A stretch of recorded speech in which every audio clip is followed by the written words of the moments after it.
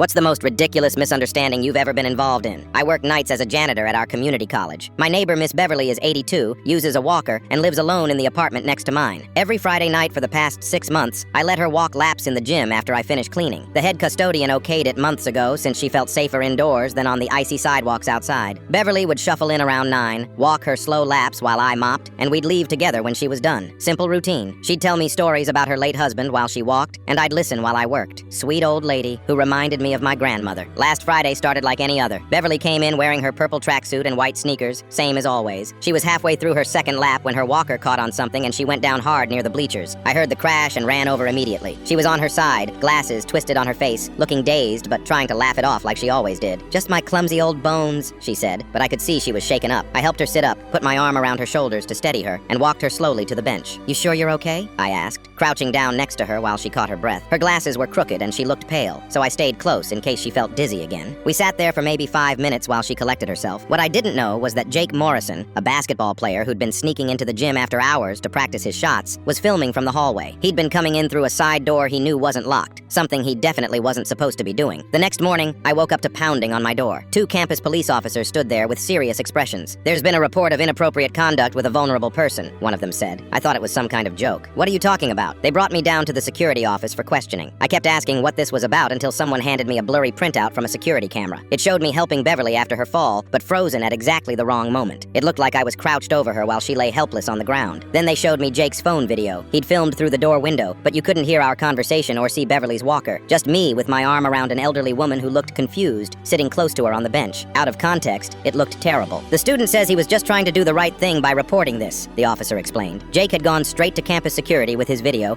claiming he witnessed something inappropriate happening between a staff member and a vulnerable elderly person. I tried explaining about Beverly's Friday walks, about her fall, about how the head custodian had approved everything, but they suspended me pending investigation. Within hours, word spread among the staff. People whispered when they saw me. Some avoided eye contact completely. For 3 days, I sat at home wondering if my career was over. I couldn't believe that helping my neighbor had turned into this nightmare. The worst part was that nobody had bothered to talk to Beverly. She had no idea any of this was happening. On Wednesday, Beverly noticed I wasn't at work and asked around until someone finally told her what was going on. She was absolutely furious. The next morning, she marched into the dean's office with her walker and a plate of homemade cookies. "That young man saved me from breaking my hip," she told the dean, loud enough for the whole office to hear. "He's the only decent person in this building, and you should be ashamed of yourselves for treating him this way." She explained everything. The approved Friday walks, how I'd helped her after the fall, how I'd been nothing but respectful and kind for months. She even brought the cookies specifically for me, because he's the only one who deserves them. The investigation wrapped up that afternoon. Jake got expelled, not for the video, but for trespassing and spreading false accusations. I was quietly reinstated, but nobody apologized.